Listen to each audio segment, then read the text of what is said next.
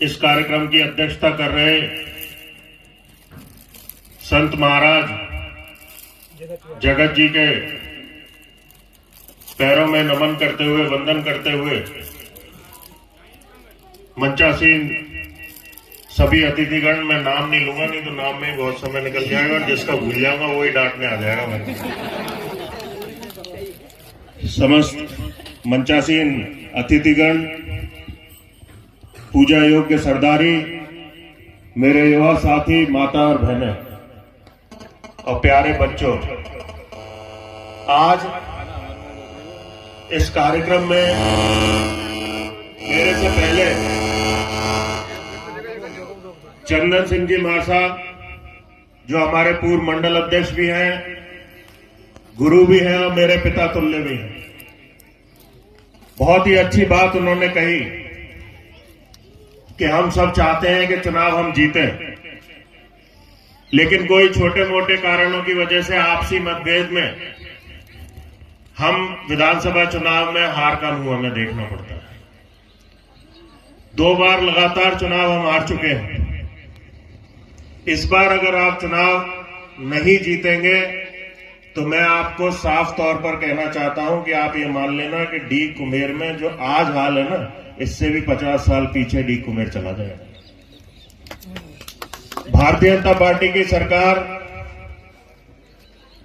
जब जब प्रदेश में रही, देश में रही, आपको निवेदन करना चाहूंगा, सबसे पहले देश में भारतीय जनता पार्टी की सरकार बनी माननीय प्रधानमंत्री अटल जी वाजपेयी के नेतृत्व में। सरकार बनने के बाद अटल जी ने जो निष्ठा के साथ देश की सेवा का काम किया, अटल जी ने जो मन में ठाना हुआ था, भारतीय जनता पार्टी की रीति नीति के हिसाब से देश सर्वोपरि जो पार्टी मानती है उसके हिसाब से काम करना शुरू किया। उनके समय में एनडीए की सरकार थी, भाजपा की पूर्ण बहुमत की सरकार नहीं थी। गठबंधन की वजह से बड़े बड़े फैसले लेना इतना आसान नहीं होता, लेकिन माननीय अटल जी ने पूरी दुनिया की आंखों में मिर्च झोंककर परमाणु प्रशिक्षण को सफल करके पूरे भारत देश का नाम विश्वटल पर इतना मजबूती से रखा कि भारत को लोग एक बड़ी ताकत के रूप में जानने लगे। अटल जी के समय में कारगिल का युद्ध हुआ। हमारे क्षेत्र में भी बहुत सारे सैनिक हैं। कारगिल से पहले जो युद्ध हुए हैं आप सब लोगों ने देखा होगा, उसमें जो वीर हमारे सपूत शहीद होते थे, उन शहीदों के केवल मेडल और यूनिफॉर्म या कुछ चीजें घर पर आती थी। मैं पूछना चाहता हूं उस कांग्रेस सरकार से जिसने 70 साल हमारे देश में राज किया, कि एक ऐसा व्यक्ति, एक ऐसा हमारा वीर सपूत जो हमारे देश की रक्षा के लिए अपनी जान तक न्यौछावर कर दे, ऐसे वीर सपूत को क्या सम्मान से अंत्येष्टि का भी अधिकार नहीं है? माननीय अटल बिहारी वाजपेयी जी ने व्यवस्था की, अगर कोई हमारा जवान सरहद पर लड़ते लड़ते अपने प्राण त्याग देता है, शहीद हो जाता है, तो पूरे सैनिक सम्मान के साथ उनको पार्थिव शरीर को उनके घर लाया जाता है, पूरे सम्मान के साथ उनकी अंत्येष्टि पूरे परिवार के साथ की जाती है। भारतीय जनता पार्टी जब जब देश में आई, 2014 में नरेंद्र मोदी जी प्रधानमंत्री बने, उन्होंने अपने पहले भाषण में लाल किले से एक बात कही थी कि मैं देश में प्रधानमंत्री बनकर नहीं, प्रधान सेवक बनकर काम करूंगा, और वही उन्होंने करके भी दिखाया। लगातार 2014 से आज 2021 खत्म होने जा रही है, हम सब ने देखा है कि उन व्यक्ति ने एक भी दिन की छुट्टी लिए बिना दिन में 16-16, 18-18 घंटे देश की जनता की सेवा के लिए काम कर रहे हैं। ऐसी ऐसी योजनाएं नरेंद्र मोदी जी ने देश में चलाई। उन्होंने नारा दिया स्वच्छ भारत का। आपने देखा होगा उससे पहले शहरों के अंदर किस तरह की गंदगी होती थी। आज चाहे वो नगर पालिका हो, चाहे वो नगर निगम हो, सबके अंदर सफाई की व्यवस्था है। जिस तरह का सुधार आपको देखने को मिलता है वो नरेंद्र मोदी जी की देन है। शौचालय बनवाए, महिलाओं को उनका अधिकार दिया। जब शौचालय बनवाए तो किसी से ना उसकी जाति पूछी ना धर्म पूछा।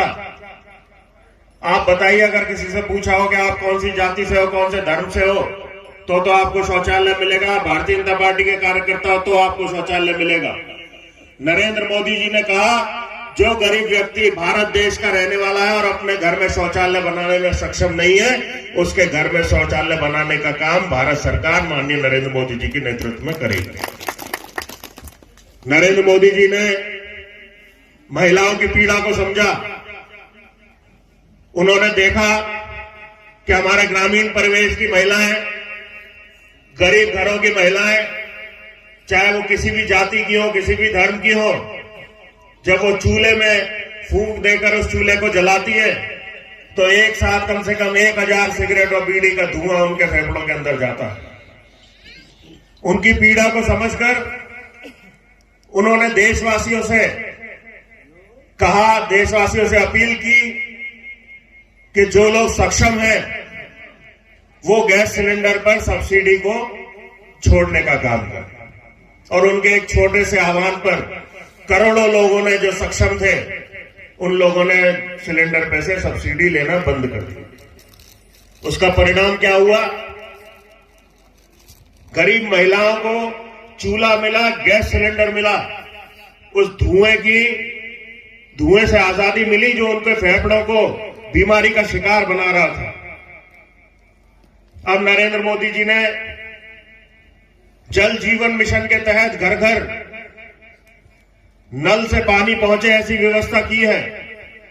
लेकिन राजस्थान में क्योंकि कांग्रेस की सरकार है, जेजेएम मिशन इसको बोलते हैं, जल जीवन मिशन, उसके काम को बिल्कुल चींटी की रफ्तार से चलाया जाए। आपको ध्यान होगा भाइयों, जब राजस्थान में भारतीय जनता पार्टी की सरकार थी, वसुंधरा जी मुख्यमंत्री थी, मेरे पिताजी को उन्होंने मौका दिया अपने बगल में बैठने का, कैबिनेट मंत्री बनाया। 4.5 साल का मात्र समय उन्हें मिला भारतीय जनता पार्टी की सरकार में कैबिनेट मंत्री के रूप में काम करने का। 4.5 साल के अंदर भरतपुर को संभाग बनाया, भरतपुर में मेडिकल कॉलेज लाए, भरतपुर में इंजीनियरिंग कॉलेज लाए, भरतपुर में यूनिवर्सिटी लेकर आए, भरतपुर में चंबल परियोजना लेकर आए, भरतपुर को नेशनल हाईवे से जुड़वाया, मांडरा रूंद की 4 दीवारी कराई। ऐसे जने कितने काम है, अगर मैं लगातार गिनूंगा तो आज से रात से कल सुबह हो जाएगी, लेकिन कामों की गिनती खत्म नहीं होगी। उसके बाद जब कांग्रेस की सरकार राजस्थान में आई, आपने देखा होगा पिछले 3 साल से हमारे जो श्रीमान विधायक महोदय यहां से हैं, उन्हें क्षेत्र की जनता से कोई लेना देना नहीं। मैं भारतीय जनता पार्टी का जिला अध्यक्ष या उनके सामने चुनाव लड़ता हूं इसलिए नहीं कह रहा हूं। मैं जो हकीकत है, जो देख रहा हूं आंखों के सामने, जिस तरह का बेहाल हुआ हमारा पूरा विधानसभा क्षेत्र पड़ा है। कुमेर में आप कहीं चले जाओ, सड़क में गिट्टी नाम की चीज नहीं मिलेगी। इतने बड़े बड़े गड्ढे हैं सड़क में कि कार तो छोड़ो, ट्रैक्टर भी फंस जाए उसमें। और माननीय विधायक महोदय का अभी मैं एक वीडियो देख रहा था, डीग में कोई कार्यक्रम था, उसमें उन विधायक महोदय ने कहा कि पहले भी इस क्षेत्र से मंत्री रहे लेकिन उन्होंने कुछ काम नहीं कराए, और मैं मात्र 3 साल मुझे हुए हैं और मैंने 3 साल में बहुत बड़े बड़े काम करा दिए। अरे विधायक महोदय, मंत्री आप बन गए हैं, 60 साल से ऊपर की आपकी उम्र हो गई है, कम से कम अब तो झूठ बोलना छोड़ दीजिए। पूरे राजस्थान की जनता आपको जानने लग गई है, आपकी झूठी बातों को जानने लग गई है। डीग कुमेर में 10-7 साल हो गए आपको, 7 साल आप लगातार विधायक हैं, कुछ साल आप मंत्री भी रहे हैं। एक ईंट खरंजा भी आपने कहीं पूरे डीग कुमेर के अंदर कराया हो, बड़े काम की बात तो बहुत दूर है। और डॉक्टर दिगंबर सिंह जी के आप हाथ पकड़ने की बात करते हो विकास में, डॉक्टर दिगंबर सिंह जी के आपने अगर 25% भी काम कर दिए तो मैं राजनीति छोड़ दूंगा। आप तो विकास की बात तो बहुत दूर की बात।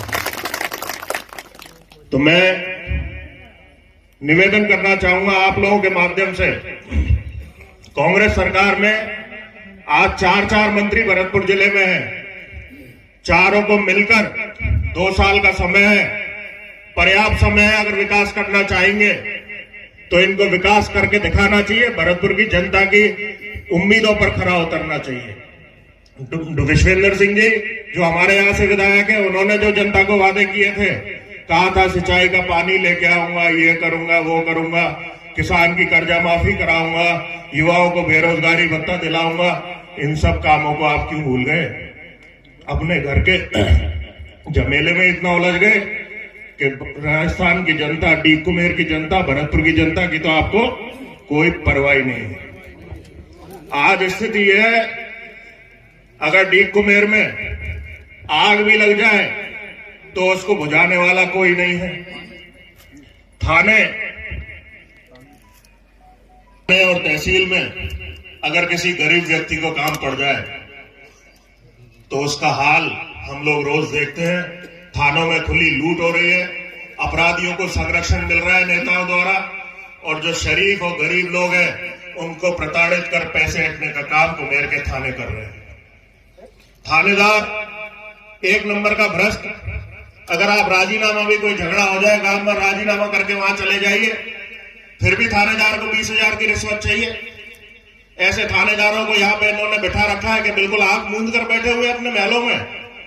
महल से बाहर निकलिए, सड़क पर आइए, जनता की आवाज सुनिए, जनता के काम कीजिए। जनता ने आपको विधायक बनाया, महाराज आप होंगे भरतपुर के, लेकिन जनता ने आपको विधायक चुना है। विधायक का काम है जनता के काम करना, जनता की सेवा करना। आपको अपने महल से बाहर निकल के जनता के बीच में आकर, जनता की आवाज बनकर, विधानसभा में आपको आवाज बनना पड़ेगा जनता की। अगर आप आवाज नहीं बनेंगे तो निश्चित तौर पर मेरी बात सुन लीजिएगा, 2023 में डीग कुमेर की विधानसभा की जनता आपको विधानसभा से उखाड़कर बाहर फेंक देगी। ये मेरा निश्चित तौर पर दावा है। मैं भाइयों, बहुत ज्यादा इंतजार भी आपको करना पड़ा आज, उसके लिए भी माफी चाहूंगा, क्योंकि बीच में कुछ कार्यक्रम ऐसे आ गए जिनमें जाना मजबूरी हो गई, इसलिए थोड़ा विलंब हो गया आने में।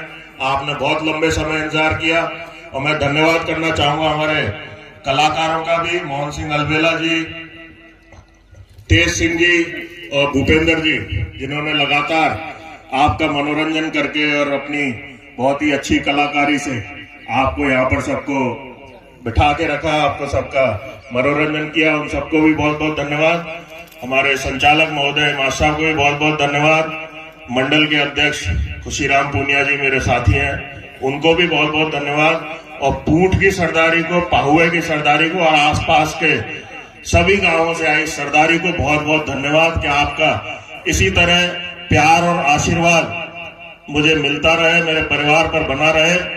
और एक बात चंदन सिंह जी ने जो मेरे को कही थी कि लगातार इस तरह के कार्यक्रमों के आयोजन क्षेत्र में होते रहे, तो मैं आपको बताना चाहूंगा अंकल, अभी मैं अंशिका जी को यही बता रहा था कि अब हमने लगातार हर मंडल में कम से कम 2 जगह, एक मंडल में कम से कम 2 जगह पे लगातार 15 दिन, 20 दिन, 25 दिन में एक कार्यक्रम अलग अलग मंडल में इस तरह के पूरी विधानसभा में करेंगे, जिससे कार्यकर्ता में वापस एक ऊर्जा का संचार हो, कार्यकर्ताओं में काम करने का जो एक जज्बा है वो वापस से गर्म हो जाए। और मैं समझता हूं कि अब समय ज्यादा नहीं रहा है, आज से हमें कमर कस लेनी चाहिए। 2023 में विधानसभा का चुनाव है, 2 साल मात्र रह गए हैं। 3 साल इतनी जल्दी निकल गए तो आप समझिए 2 साल निकलने में तो कितना समय लगेगा। और लास्ट के 1 साल में तो आप ये मान लेना कि बिल्कुल ही कबड्डी शुरू हो जाएगी, फिर तो भारी फोड़ने के अलावा कोई काम नहीं रहेगा। आप लोगों को पूरी दम लगा के चाहे एड़ी से चोटी का जोर लगाना पड़ेगा, तब जाके हमें सफलता मिलेगी, क्योंकि ये फिर से नाटक करेंगे ना। पिछली बार कहा कि ये तो बच्चा है, इसको तो आगे बहुत मौके मिलेंगे, मेरा आखिरी चुनाव है। जब आखिरी चुनाव पिछला ही था तो इस बार क्यों आ रहे हो? छोड़ो, इस बार आशीर्वाद दे दो इस बच्चे को।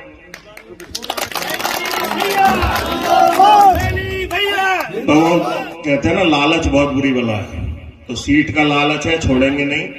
नहीं छोड़ रहे तो आइए मैदान में, लेकिन फिर इस बार मैं आपको बता रहा हूं, फिर से कोई ना कोई नया ढोंग लेके आएंगे। इस बार कहेंगे कि मेरे को तो मेरे परिवार ने सता रखा है, तुम बचा लोगे तो मेरे को सरकारी घर मिल जाएगा। अरे भैया, सरकारी घर की क्यों चिंता कर रहे हो? आप भरतपुर के राजा हो, आप तो मेरे को ही आदेश कर देना, भरतपुर में एक महल बनवा के आपको दे दूंगा। इन्हीं बातों के आप सबको मैं बहुत बहुत धन्यवाद, बहुत बहुत आभार व्यक्त करता हूं कि बहुत ही शानदार और जानदार कार्यक्रम आप सबने मिल